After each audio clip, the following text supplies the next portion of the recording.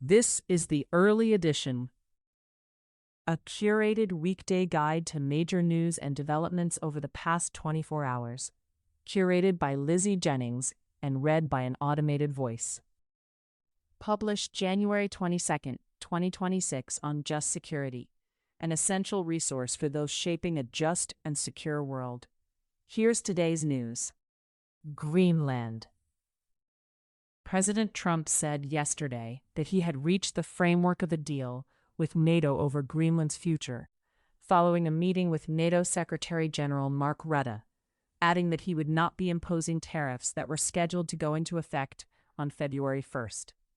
Earlier in the day, Trump dialed back the prospect of military conflict with U.S. allies over Greenland during his Davos speech. Lara Jakes, Jim Tankersley, and Solon Kano-Youngs report for the New York Times.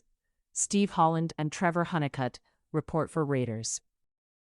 Trump said on social media that discussions around the Golden Dome missile defense system pertaining to Greenland are part of the negotiations, which will be led by Vice President J.D. Vance, Secretary of State Marco Rubio, and Special Envoy Steve Witkoff. Aaron Pellish and Doug Palmer report for Politico. Rutte did not release details of the possible framework, but a spokesperson for Rutte said he did not propose any compromise to sovereignty during his meeting with the president in Davos. Lara Jakes, Jim Tankersley, and Solon Kano-Youngs report for the New York Times. According to two sources, Rutte's proposal includes updating the 1951 Greenland Defense Agreement between the United States and Denmark, which allowed for U.S. military bases on the island and the establishment of defense areas if NATO believes it necessary. Danish Prime Minister Mette Frederiksen said today that security in the Arctic is a matter for all of NATO, adding it is good and natural that it be discussed between Trump and Rutte. Frederiksen also said that NATO is fully aware of Denmark's position that anything political can be negotiated on, but we cannot negotiate on our sovereignty, adding, "I have been informed that this has not been the case." Geir Molson and James Brooks report for AP News. The EU Parliament yesterday suspended the approval of a key U.S. trade deal agreed in July. Bernd Lange, chair of the European Parliament's International Trade Committee, said it was left with no alternative but to suspend work until the U.S. decides to re-engage on a path of cooperation rather than confrontation, and before any further steps are taken. In an interview following Trump's announcement that he was backing off the tariff threat, Lange declined to say whether this would salvage the trade deal. Jonathan Josephs, Adam Hancock, and Archie Mitchell report for BBC News. Minnesota. A federal appeals court yesterday blocked an injunction that had imposed restrictions on federal immigration agents' interactions with protesters in Minnesota, including the use of pepper spray and other crowd dispersal tools. The order granting the Trump administration's request for an administrative stay was one sentence long and included no explanation. Mitch Smith reports for the New York Times. The Pentagon has ordered active-duty military police soldiers based in Fort Bragg, North Carolina, to prepare for possible deployment to Minneapolis, three sources told MS Now. A prepare-to-deploy order was issued on Tuesday, the sources said, adding that at least a few hundred soldiers are being prepared. A Pentagon official said, "We have nothing to announce at this time, and any tip about this is pre-decisional." Laura Barron Lopez and David Rohde report. Vance is set to arrive in Minnesota today. JD took Minnesota on as an issue where he's going to lead. He wants a strong response, an advisor said. He doesn't want to back down. Neither does the president. Mark Caputo and Tori Van Oot report for Axios. Israel-Hamas war. Ceasefire. Israeli forces yesterday killed at least 11 people in Gaza, including 3 Palestinian journalists, according to Gaza health officials. The Palestinian Journalists Syndicate, a labor union, said the 3 men were documenting the suffering of civilians in displacement camps. The Israeli military said they were operating a drone that was affiliated with Hamas, and that its forces believed it posed a threat. Pranav Bhaskar reports for the New York Times. UK Foreign Secretary Yvette Cooper said today that the United Kingdom will not be signing up to Trump's Board of Peace over concerns about Russian President Vladimir Putin's possible involvement. Trump said yesterday evening that Putin had agreed to join, but the Russian president said he was still studying the invitation. While the board was originally thought to be aimed at helping end the 2-year war in Gaza and oversee reconstruction, its proposed charter does not mention the Palestinian territory. Joshua Nevitt reports for BBC News.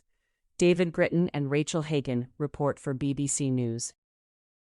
Iran. The Iranian government said yesterday that the anti-government protests have been successfully suppressed. Iranian state TV released the first official death toll, saying that more than 3,000 people had been killed in the demonstration. The U.S.-based human rights activist news agency on Tuesday reported 4,519 deaths. Pranav Bhaskar reports for the New York Times. Syria. The Syrian government yesterday accused the Kurdish-led Syrian Democratic Forces of carrying out attacks that it said killed 11 soldiers, breaking the 4-day ceasefire agreed on Tuesday. The Syrian government said a drone strike killed 7 of its soldiers as they were securing a captured military base containing explosions. The SDF denied carrying out any strike. Reuters reports. The U.S. military said yesterday that it had transferred 150 detainees from the Islamic State group being held in northeastern Syria to secure facilities in Iraq, following the withdrawal of SDF guards from the camp. The Iraqi army confirmed that the first batch of prisoners had arrived. The U.S. statement said that up to 7,000 detainees could be transferred to Iraqi-controlled facilities. Gaith Al-Sayed, Qasim Abdul-Zahra, and Bassem Meroe report for AP News. Syrian President Ahmed al-Shaara's rapid takeover of Kurdish-held territory in recent days came after a series of meetings in Damascus, Paris, and Iraq, in which the United States was persuaded not to block the offensive, 9 sources said. Faras Dalatay, Maya Gabali, and Humaira Pamuk report for Reuters. U.S. Caribbean and Pacific operations.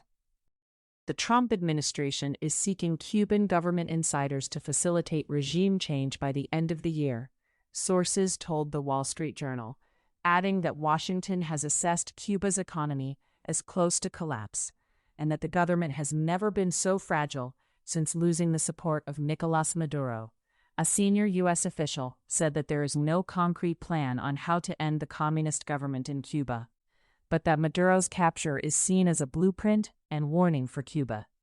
Jose de Cordoba, Vera Bergengruen, and Deborah Acosta report. Russia-Ukraine war. Ukrainian President Volodymyr Zelensky is set to travel to Davos today for a meeting with Trump. Zelensky plans to meet Trump before White House envoys Steve Witkoff and Jared Kushner meet with Putin in Moscow. Barak Ravid reports for Axios. Other global developments.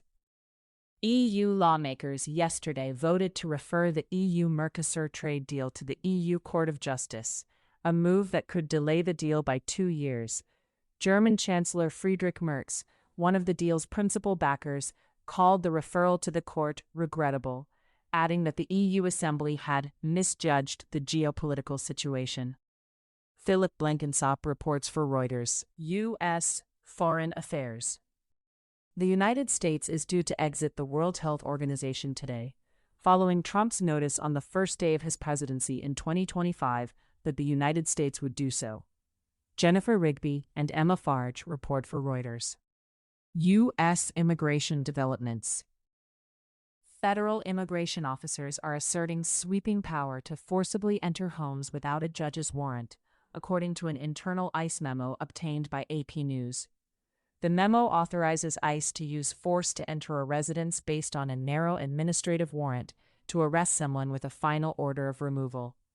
New ICE employees are being told to follow the memo's guidance instead of written training materials that contradict it, according to a whistleblower complaint.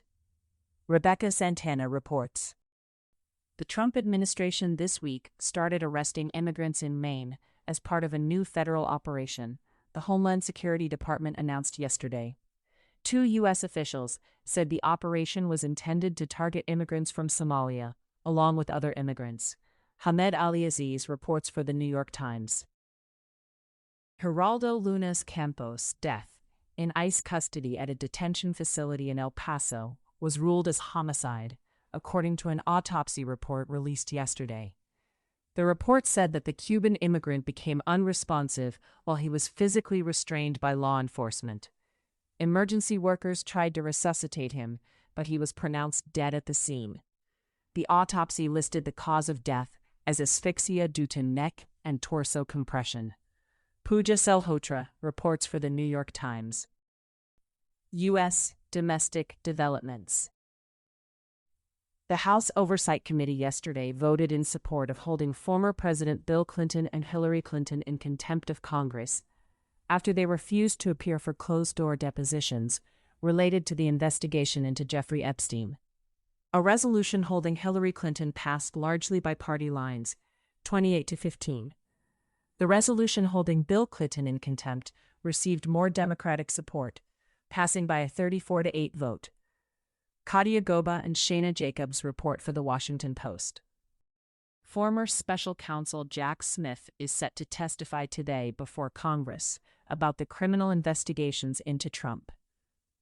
According to his prepared statement obtained by NBC News, Smith will say that his investigation developed proof beyond a reasonable doubt that Trump engaged in a criminal scheme to overturn his 2020 election loss. Trump administration actions. Federal Communications Commission Chair Brendan Carr yesterday issued guidance directing broadcasters to provide political candidates with equal time on morning and late-night shows. John Hendel reports for Politico. Trump administration litigation. The Trump administration yesterday withdrew its appeal of a court ruling that blocked its attempt to withhold billions in education funding from schools and colleges with DEI programs. Dana Goldstein reports for the New York Times. Thank you for listening to Just Security's early edition today, January 22, 2026. If you enjoy listening, Just Security's analytic articles are also available in audio form on the justsecurity.org website. To stay up to date on Just Security's analysis of law, policy, and current events, go to justsecurity.org, subscribe to Just Security on Substack, and follow us on LinkedIn, Blue Sky, Facebook, Instagram, and Threads.